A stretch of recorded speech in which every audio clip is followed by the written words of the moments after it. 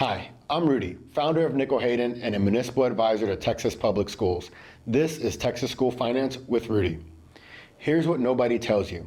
Your district held the tax rate flat. The board voted, no increase, and your tax bill went up anyway. You are not imagining it. You are not confused, and nobody is lying to you. What is happening is a mathematical reality that most Texans have never had explained to them, and it connects directly to everything we have covered in this series. This is episode 10, and by the time we're done today, you will be able to read your property tax statement like someone who actually understands what they're looking at. I have spent 15 years inside Texas School Finance, and the question I get more than almost any other from homeowners, from parents, from voters who feel like something doesn't add up is some version of this. The school board said they didn't raise my taxes, but my bill went up. What is going on? Here is the answer.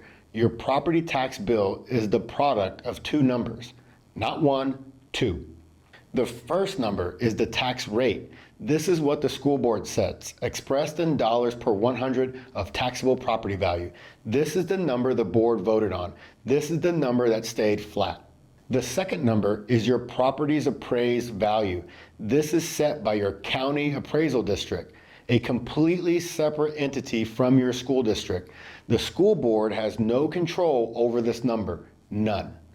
Your tax bill equals your tax rate multiplied by your appraised value divided by 100. That's it. That is the entire formula. So when your appraised value goes up, even if the rate stays exactly the same, your bill goes up. The board didn't raise your taxes, the property did. In Dallas County alone, property valuations increased more than 14% in a single year. Statewide, Texas property tax levies hit a record $125 billion in 2024. That is a 160% increase in 10 years. The rates didn't cause it to go up, the values raised your bill. You already know from episode 2 and 3 that when local property tax revenue goes up, the state reduces its aid contribution dollar for dollar. Your higher tax bill generates more local revenue for the district, and the state quietly sends less.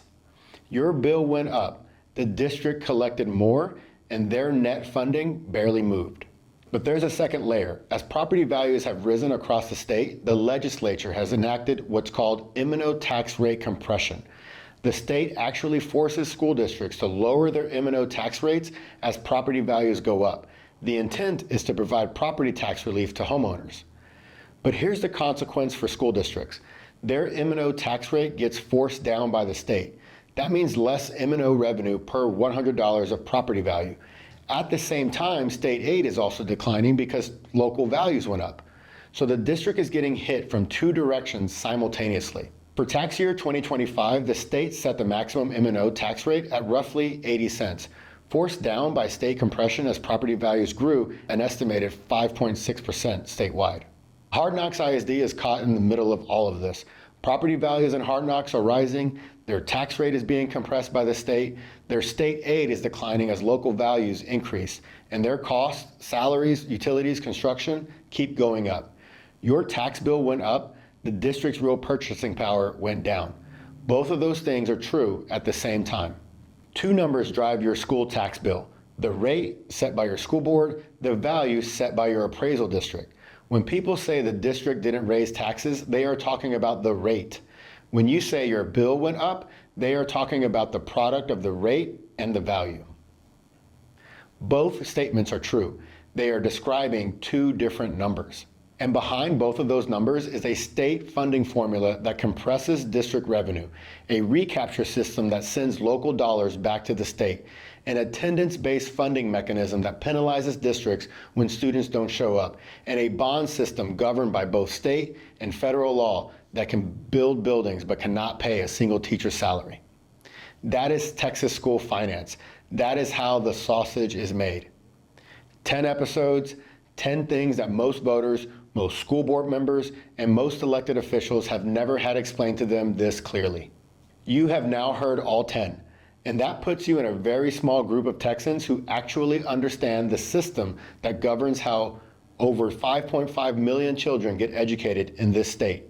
Use that knowledge, share it, Have better conversations, ask better questions, make better decisions at the ballot box, in the boardroom, and in the halls of the Capitol. That is why I made this series.